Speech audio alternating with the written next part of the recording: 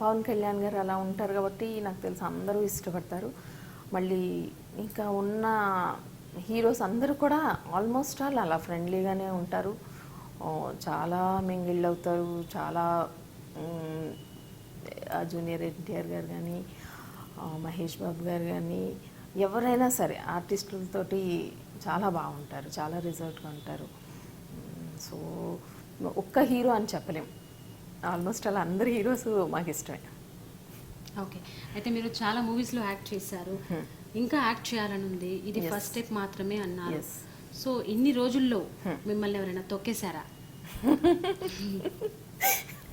నన్ను ఎవరు తొక్కలేదు.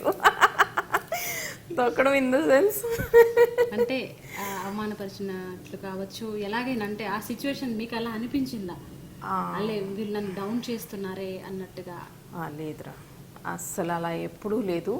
కాకపోతే నేనే భయపడుతూ ఉంటాను. ప్రతి మూవీలో ప్రతి డైరెక్టరు ఆ హీరోని తన్ను, ఆ విలన్ని తన్ను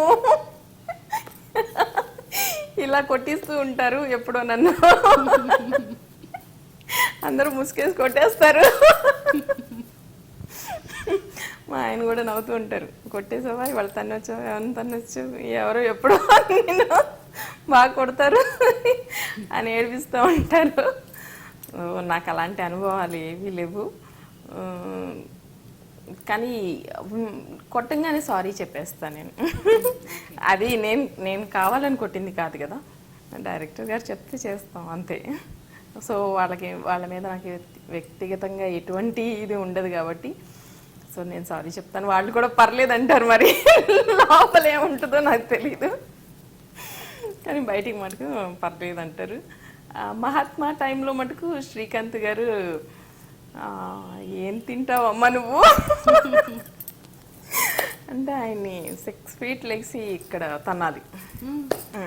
అది ఫీట్ మీరు ఎగ్రి చేశారా? రియల్ ఫీట్ చేశాను. అంటే నిజంగా చెప్పాలి అంటే ఆ రోజు నాకు ఫస్ట్ డైరెక్టర్ గారు చెప్పారని చేసేసాను, కానీ అది అక్కడి నుంచి నేను పడిపోయేదాన్ని.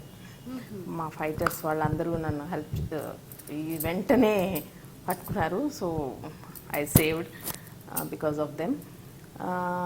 తర్వాత వాళ్ళు ఈజీ మెథడ్స్ చెప్తారు, ఇలా చేయాలి ఇలా చేయాలి. సో ఐ డిడ్ ఇట్ అనమాట.